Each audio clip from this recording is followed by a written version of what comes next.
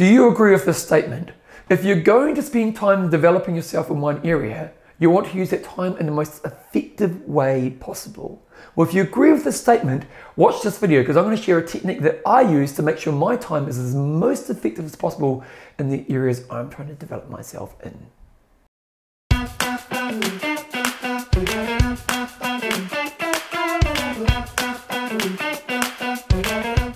So if you've got an area of your life you're trying to grow in, I always think, growth is getting me from A to B. You're like, here I am right now, and here's where I want to get to. And there's kind of pathways that we can work towards to get from our A to B. And for many people, the way they get from A to B is often slow, cumbersome, not very focused, and sometimes they don't even get to the B.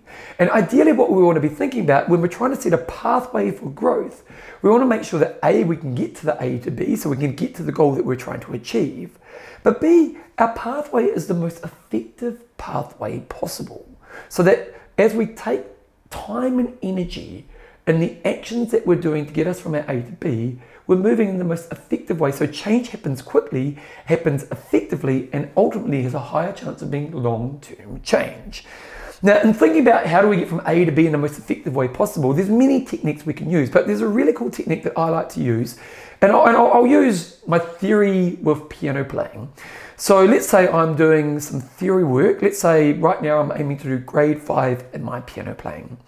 And I've got to do grade 5 theory work. So as a part of my piano playing, there's different skills I need to develop. I need to do my ear work, my piece development, my improvisation, my sight reading, and so on. But also I need to make sure I'm doing my theory work so I get a good understanding of what grade 5 theory looks like. And when I sit down as I kind of design my plan for this, the first thing I need to do is I need to do a really good assessment of where I am with grade 5 right now. And here's how I approach it. The first thing I do as I'm trying to do my learning for my theory in grade 5 is I actually do the grade 5 exam. So I get the exam, I might get it 2 years ago from an exam, or I might get an exam from the past, and I get that exam and I do the exam. Now, you may be wondering, why am I doing this exam at this stage? Because you could say that, well, I haven't actually done my learning of grade 5 right now, so why would I worry about doing an exam before I've even started doing my learning with grade 5?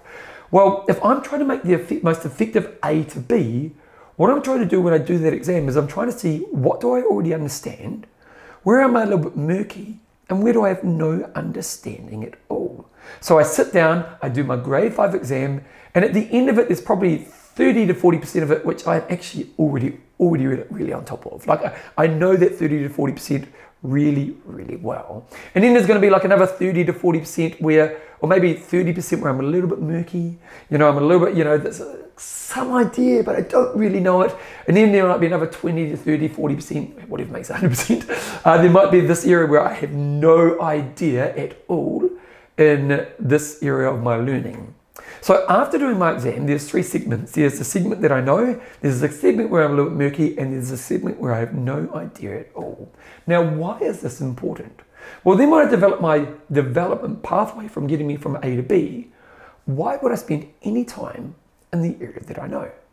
Like, that would be a waste of my time. It's not the most effective use of my resource, my energy, when I'm trying to develop myself. So then when I sit down to develop my plan, let's say I'm trying to learn this over a 4-month period, when I sit down to develop my plan, I'm going to go, okay, well, the areas of murkiness, you want to spend some time with and get some clarity around where you have some misunderstandings in these areas. Because where you're murky, you obviously know a little bit of it, but there's some areas where you have some misunderstanding. So you want to understand where is the area you want to put some intention in there, and then where the areas where I have no understanding at all, I've got to put a lot of time into those areas. So when you think about the time I spend, let's say I spend 90 minutes a week in my theory on my piano playing, well, none of it's going to go into the areas which I already know. Maybe 30 minutes of it will go into the murky areas, but it's going to focus on the bits that I don't understand, not the bits that I do understand within those murky areas. And then the other hour will go into areas where I have no understanding at all. Now you can see how this is a really effective way to to make my A to B to be the most fastest way possible. And what I'm looking to do is that when I sit down to do each session of education, I'm going deep into the thing I'm trying to learn today, which is cementing the overall learning of my grade 5 learning. Now, obviously I've talked about my piano exams here right now, or my theory, but this can be applied to any area of your life where you're trying to develop yourself. It's really important. What you want to do is when you're starting the journey is do a really good self-assessment of yourself in that area. So where are the areas which I already know, where are my murkies, and where am I no understanding at all? Then once you've done that, you've got a good understanding of how you want to spend your time and energy. And the next step is to create a development pathway that gives you a clear understanding of what you want to be doing at each time you do your work in that area. And then I suppose ultimately what you want to do is, it's a really good idea to have the process. So for example, when I'm doing my theory, I have here's what I'm focusing on. And each day when I do my work, I go, okay, today you're just trying to get a good understanding of this thing here. So that when you're doing the chunks of work in that area, you're putting good focus attention in that area as well. Now, as you can see, this is a really good technique that can make you get from A to B more effectively, make it be fast, and ultimately learn higher level thinking in that area in the fastest way possible. So think of an area in your life where you're trying to develop yourself, and what's your approach from getting to A to B? And if you're not using an approach like this, maybe this is a cool tool that you can add to your life so that you can become an effective and long-term learner in that area.